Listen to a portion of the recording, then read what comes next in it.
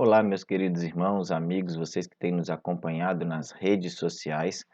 Estamos aqui, com essa série de estudos sobre liberando o fluir do avivamento e estamos seguindo a sequência, nessa introdução sobre amar a Deus significa amar uns aos outros. E hoje nós vamos falar sobre como deve ser um avivamento verdadeiro. Então, eu gostaria de pedir que você abrisse a sua Bíblia no Evangelho de Marcos, no capítulo 12.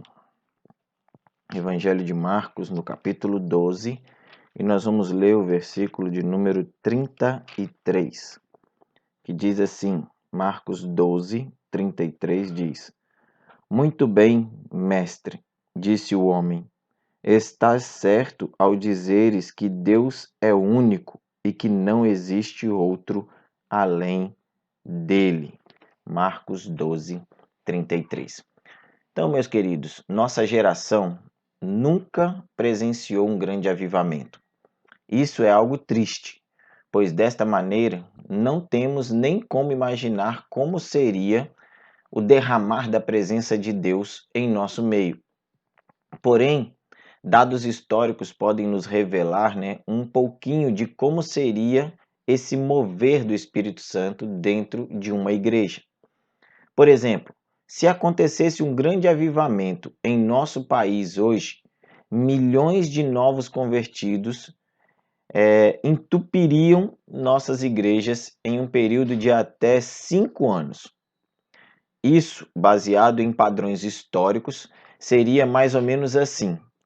Uma igreja com frequência de 100 pessoas batizaria entre 50 a 100 pessoas num único ano. E esses novos convertidos ainda estariam na igreja após 5 anos, o que seria uma tremenda mudança em relação ao padrão de abandono que nós enfrentamos atualmente em nossas igrejas. Segundo pesquisas, um novo convertido não passa mais de 5 anos dentro de uma igreja. Se ele passar desse tempo, ele é crente de verdade. Isso é baseado na realidade que a gente vive, tá? Então, por isso, em um verdadeiro avivamento, mesmo igrejas presentes em comunidades extremamente difíceis ao evangelho poderiam experimentar crescimento milagroso e unidade. As atuais disputas e desavenças internas nas igrejas se transformariam em uma grande inundação do amor e comunhão. Líderes desgastados e derrotados receberiam cura gloriosa e renovação espiritual. Além disso, o reino de Deus se expandiria e o nome do Senhor receberia toda a glória. Segundo Gregory Friesel, em grandes despertamentos, Deus é glorificado, sua igreja limpa e o reino de Cristo avança com grande poder. O primeiro grande ponto que nós enxergamos nisso aqui tudo é que o verdadeiro avivamento acontece através de relacionamentos que glorifiquem a Deus.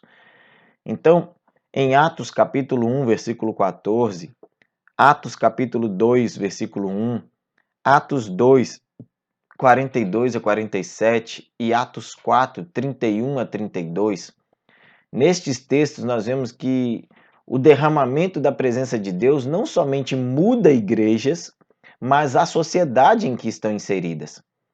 Quando a igreja experimenta o avivamento, imediatamente os índices de criminalidade e imoralidade caem. Os padrões de relacionamentos familiares melhoram. Milhões de pessoas passam a experimentar curas maravilhosas em suas vidas. Há um aumento significativo nas missões e ocorrem transformações sociais benéficas ao redor da igreja. Então, quando há um grande avivamento na igreja, o evangelho e a colheita de almas para Cristo são extraordinariamente grandes. E o mais importante nisso tudo é que o nome de Deus é glorificado. Deus tem feito grandes movimentos avivalísticos na história. E a boa notícia é que ele não muda. No texto de Hebreus, capítulo 13, versículo 8, nós encontramos o seguinte: Jesus Cristo, ele é o mesmo ontem, hoje e para sempre. E pode fazer acontecer novamente o mesmo avivamento, esses mesmos movimentos em nosso meio e em nossos dias. Tenho a certeza de que Deus pode enviar o avivamento. O questionamento que surge é: por que ele ainda não o fez? O que está acontecendo no meio da igreja? Por que esse avivamento ainda não aconteceu? Por que nós não experimentamos esse avivamento? Existem pelo menos 3 razões pelas quais isso não aconteceu ainda. Primeiro, muitos crentes e igrejas ainda não atingiram o nível requerido em oração e arrependimento. Nossas igrejas estão repletas de pecados. Pecadores é o que Deus deseja, pecadores arrependidos, mas de pecados nós precisamos eliminar, abandonar essa prática. Então, nossas igrejas ainda não atingiram um nível espiritual requerido em oração e arrependimento. Segundo, muitos têm buscado as bênçãos do avivamento ao invés da santificação e glorificação do nome de Deus. As pessoas estão buscando o fenômeno do avivamento, mas não estão buscando uma vida santa, pura e reta diante de Deus e que glorifique o nome do Senhor. Terceiro ponto importante é que as barreiras produzidas pelo ódio e brigas estão bloqueando a ação do Espírito Santo no meio dos crentes e da igreja. A maior dificuldade no Evangelho de Cristo nos dias de hoje se chama brigas, desavenças, disputas, discussões, dissensões no meio do corpo de Cristo. Por isso Deus ainda não liberou o avivamento no meio da igreja. Porque enquanto existirem essas coisas no meio do corpo de Cristo, o avivamento não vai acontecer. Então, como que essa mudança vai acontecer? A esperança está na renovação da vida de oração e obediência. Só assim Deus se revelará com poder fenomenal no meio da igreja. Um segundo ponto importante que nós vemos aqui é que o verdadeiro avivamento é fruto de uma explosão de intimidade e poder de Deus. A maior bênção proporcionada pelo avivamento e que nós precisamos experimentar é a intimidade e a proximidade com o próprio Deus. Essa proximidade permite-nos ouvir a voz de Deus tão clara como ouvimos nossos cônjuges e amigos ou os nossos parentes.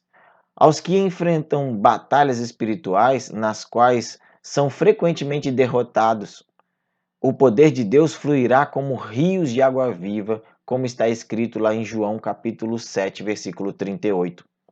Os montes serão abalados e se moverão, e as respostas tão aguardadas começarão a chegar. Igrejas e ministros que se encontravam cansados e secos, repentinamente brotarão como novo fôlego de vida. Entretanto, algo importante é destacado aqui por Gregory Friesel. Ele diz: embora o fluir do avivamento não remova todo o sofrimento, a graça de Deus se torna tão real que passamos a não nos importar com ele. Então, uma coisa é certa nisso tudo. Quando se busca o verdadeiro avivamento, a perseguição se elevará por parte daqueles que se opõem a Deus. É normal isso acontecer. O diferencial é que os crentes realmente avivados se encontrarão tão cheios de Deus que, mesmo em meio a perseguições e provações, se encontrarão felizes e alegres. Mesmo em meio a sofrimento, lutas, dores, todo tipo de situação, eles se encontrarão firmes, felizes e alegres diante de Deus. 2 Coríntios 12, 9 e Tiago 1, de 1 a 13. Parece difícil entender todo esse processo de busca pelo avivamento, mas tenha fé. O poder espiritual não está fora de seu alcance. Não, e Deus ele quer ajudar você a remover todas as barreiras que impedem o fluir do avivamento em sua vida e igreja. Você precisa lembrar que Deus tem mais interesse nisso do que você mesmo. Pois quando você for santificado, é o nome dele que será glorificado. E o terceiro ponto importante que nós encontramos aqui é que o verdadeiro avivamento ele promove o amor e a unidade crescentes que exaltam o nome de Deus. A busca pelo fluir do avivamento compreende o propósito principal da nossa existência. E qual seria esse propósito? A resposta é conhecer, amar e glorificar a Deus através da busca pelo seu reino e da exaltação do seu nome. Como afirma Gregory Friesel, amar uns aos outros é uma consequência vital desse amor a Deus e da busca pelo seu reino.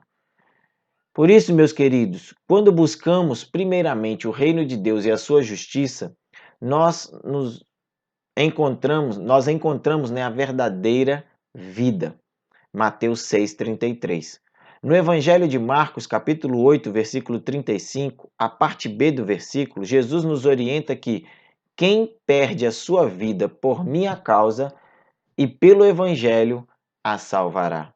Isso resume a nossa vida e a nossa vida nada mais é do que conhecer a Deus. Render-se a Jesus e andar humildemente nos caminhos do Senhor. João 17,3. Jesus resumiu tudo isso em seus grandes mandamentos: amar a Deus sobre todas as coisas e ao próximo como nós amamos a nós mesmos. Mateus 22, 37 a 39, João 13, 34 e 35 e João 17, 21. O problema é que muitos crentes atuais ainda não entenderam esse ponto importantíssimo do Evangelho, que é o fato de os dois grandes mandamentos estarem intimamente ligados. Em outras palavras, ninguém pode realmente amar a Deus e ser maldoso ou ter amargura contra o seu irmão. Na passagem de Mateus capítulo 5, versículo 23 e Mateus 6, 14 e 15, Jesus esclarece que o ódio e desunião entre os cristãos impedem o nosso relacionamento com Ele. É como se nós quebrássemos, se nós rompêssemos a ligação com Deus, se nós não conseguimos amar o nosso irmão e o nosso próximo. Para concluir, então, quando falamos de amor e comunhão, a igreja de hoje se encontra numa crise. E em toda a história cristã, nunca se viu tanta desintegração dentro da igreja e dos relacionamentos familiares. Na verdade, o que presenciamos já passou de declínio e passou a se apresentar mais como colapso. Contudo, o ódio e a falta de perdão nos relacionamentos são as maiores barreiras enfrentadas na atualidade para que o avivamento moderno aconteça. Então, meus queridos, busque ao Senhor e coloque-se diante dele, buscando um verdadeiro avivamento na presença do Senhor, o nosso Deus. Que Deus abençoe a sua vida.